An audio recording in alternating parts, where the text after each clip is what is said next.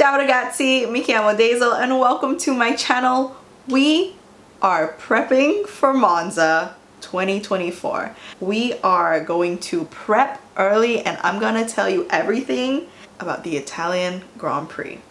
So, first and foremost, welcome to the home Grand Prix of Ferrari.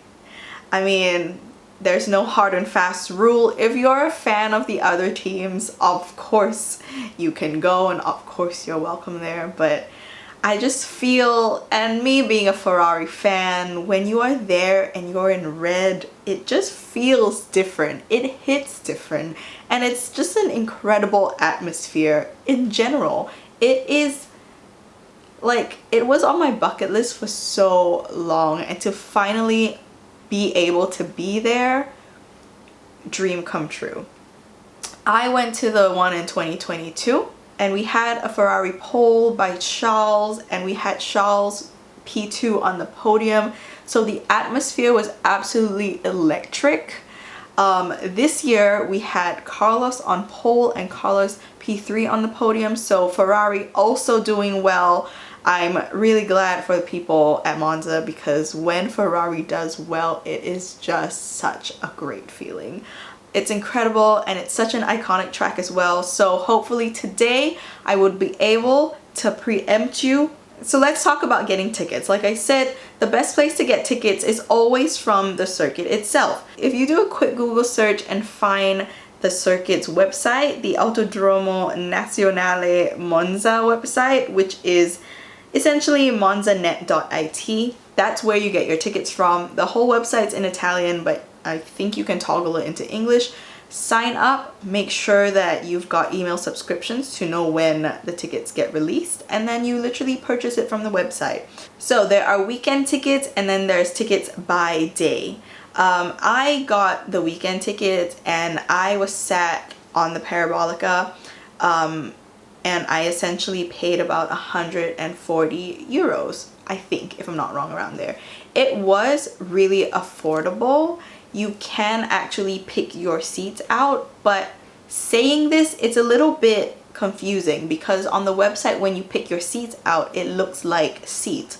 But when you actually get there, they are just like one long bench and then you have to find your seat number on there. So it's not actually a seat, but you do pick out your specific seat numbers. Other circuits like the Hungaroring, it's completely random. You pick the grandstand and then you're just given whatever seats.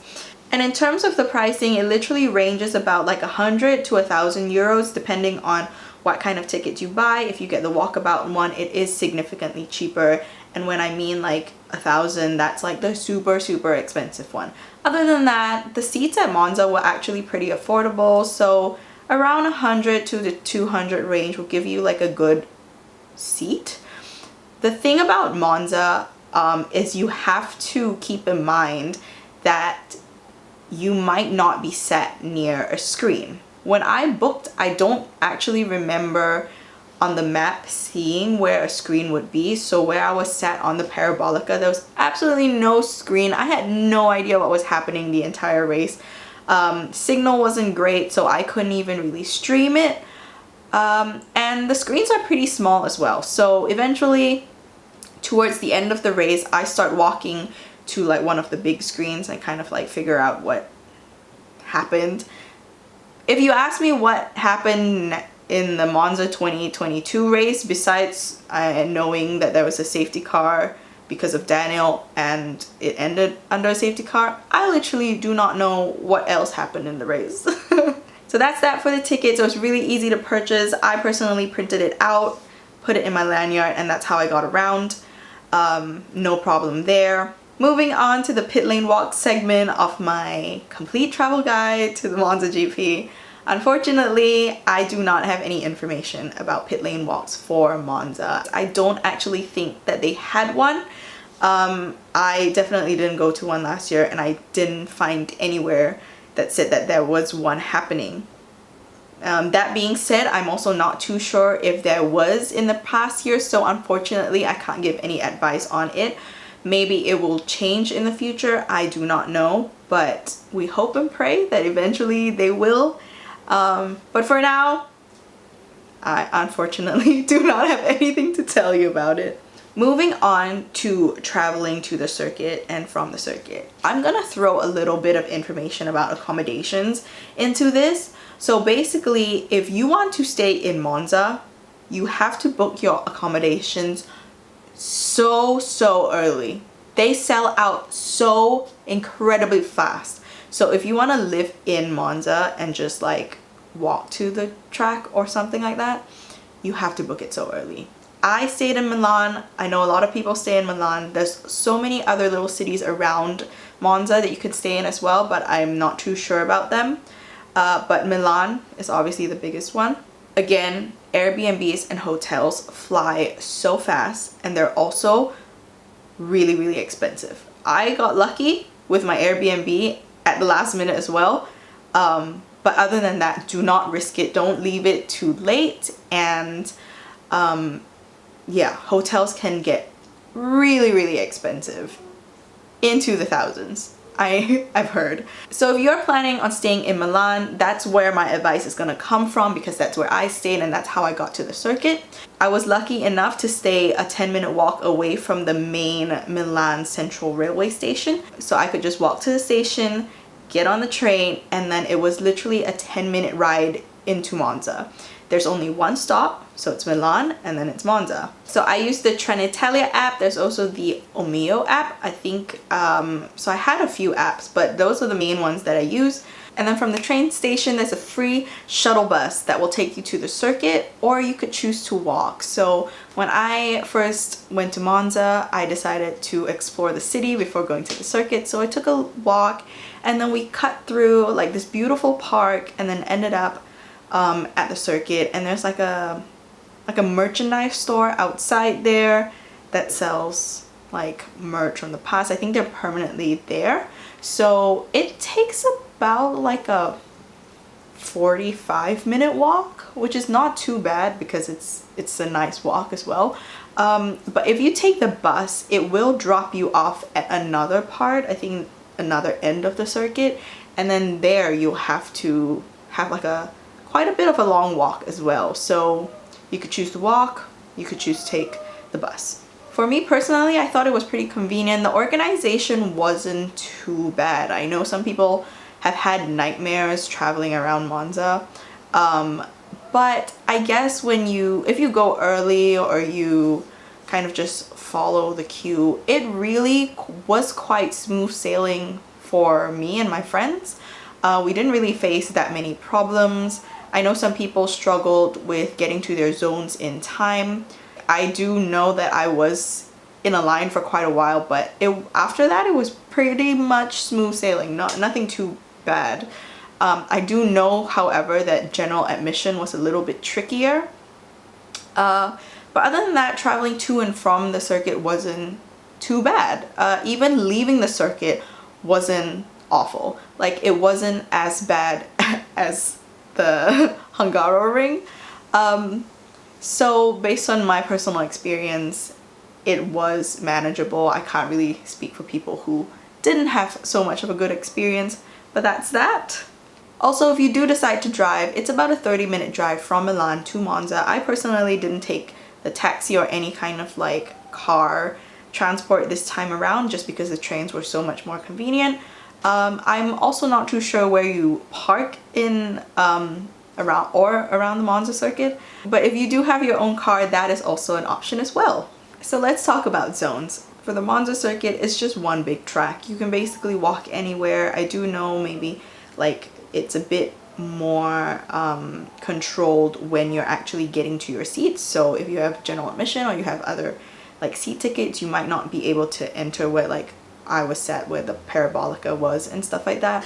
But other than that, like everywhere else is basically free to walk. There's only one main fan zone, which is huge, and that's where everyone typically gathers. And then obviously, other than that, it's just your typical restricted access to where the paddock area and stuff like that are. So there aren't too many grandstands around Monza. Literally, there are mostly just surrounded around the pits and then around the Parabolica. So everyone is kind of central.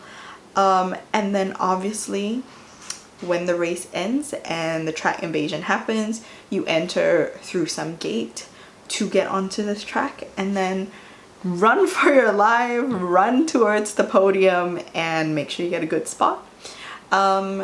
So that's where the most iconic part is. Obviously during track invasion, doesn't matter, just go. And then if you're lucky, you can find access into like the old banking of the circuit, and that's where I managed to go have a look when the race ended and when everyone was clearing out. Had a little stroll myself, look at the old banking. If you're brave enough, I'm not sure you can do it, but like there's a little spot that you can climb up when you're exiting the circuit that allows you access into the old banking as well, like up on a little bridge. But you didn't hear that from me. Moving on to merchandise, again in the circuit is your box standard Formula One merch by the organizers, nothing much. Outside the circuit, like I said, there was that little store. I can't remember which gate it was, but there's a little store, like a permanent brick and mortar store outside, which sells like a lot of vintage merch as well, old like patches, very, very cool. And then where the shuttle bus drops you, and there's that long stretch, it's a really, really, really long stretch before you head to the gate, before you go into a forest and you head into the gate. But there's a long stretch of like merch, and they're mainly all Ferrari merch, but it's incredible. It's just a whole stretch of merch selling flags, t-shirts, old vintage Ferrari things. I think I saw like Ferrari roller skates, like something like that. It's incredible. I always enjoy looking at the merch outside the track because of the treasures you'll be able to find. In terms of Offtrack Entertainment, there's not like a musical act or anything. I think people really are there because it's Monza and not to see anyone else. Like basically it is just for the race and for like true motorsport fans. After qualifying, we did go to the fan zone where there was like a DJ and everyone was having like the time of our lives because obviously we were celebrating Charles's pole. So that was super fun. And I also have to commend them because basically the fan zone wasn't going to happen because they didn't have permission, and then literally the last minute they got permission and then they like set the whole thing up. So the fact that we still got a fan zone was pretty commendable. One exciting thing about the fan zone is that if I remember correctly, there was a hot air balloon ride and it was free, but you had to sign up for it pretty early on, and I didn't manage to do it, but how unfortunate, because that would have been amazing. In terms of food and drinks, this is where the nightmare happened. So basically in 2022, they had a ridiculous token system. I do not know why they did it, but they did it. And basically you'd have to queue up to buy tokens, and then with whatever tokens you have, then you're allowed to go and purchase food and purchase drinks.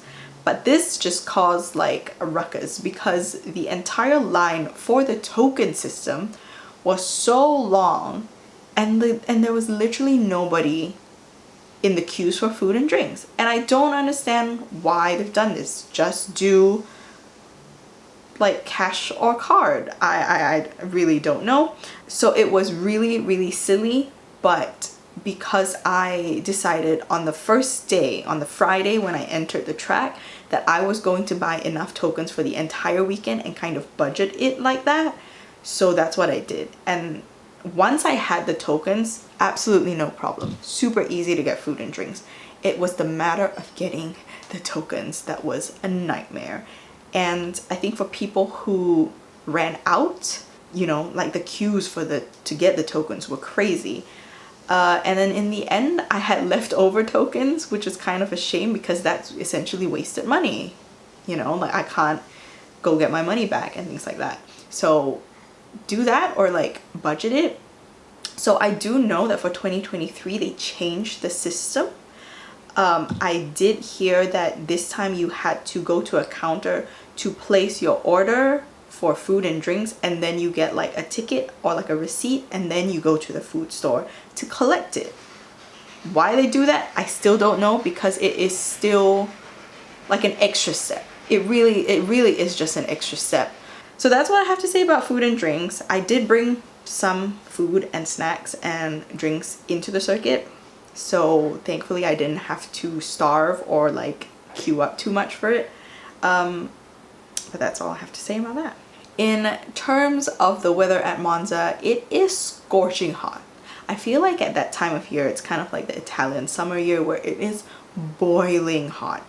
And around the Parabolica, and if you're not in like the grandstands that are opposite the pits that are sheltered, oh my goodness, it is like intense sun, and there are no clouds in the sky. So sunscreen, sunscreen, sunscreen. Please stay hydrated because it is really hot. I mean, I'm not sure if it will rain or if it rains in Monza. I think they did kind of a little bit this year, but other than that, it's like really hot. And so that kind of wraps it up for what happens at the circuit. But now I'm just gonna like add in a little bit more things. If you so happen to go for the Italian Grand Prix and you're in Milan, take a little 2-hour trip and head down to Maranello to go see the home of Ferrari. It is so worth it. Book the factory tour, go see the Ferrari HQ. You can see the Fiorano circuit, you can go see the Museo Ferrari, you can test drive Ferrari. There's a little shop there outside that sells all the Ferrari merch that you'd ever want. It's great. And then you can also go to Modena and see the Enzo Ferrari Museum. It is an incredible experience, and if you get lucky, which I did, I also got to see Charles and Carlos in Maranello. And then also there is the Ferrari flagship store in Milan itself, and usually around the race weekends they will put out special displays. In my year they put out the special Modena livery on the car. I know this year that they put all the different special like race suits around as well. And obviously during the weekend, if they do have like a Monza special merch t-shirt thing, it will be sold in the Ferrari flagship store as well. If you haven't seen the iconic Ferrari vending machine, go have a look and go have a try, because it's for fun. It's just fun. So that is it for this video, and I hope that this has helped you in preparing for next year's Monza GP. I really did wish I made this sooner so that you guys were prepared for this year, but it seems like you guys did fine. And so thank you so much for watching. If you want to check out my Maranello vlog and also my Monza vlog, it will be listed down below, or you can find it on my channel. Thank you so much for watching, and I will see you guys in the next video. Bye!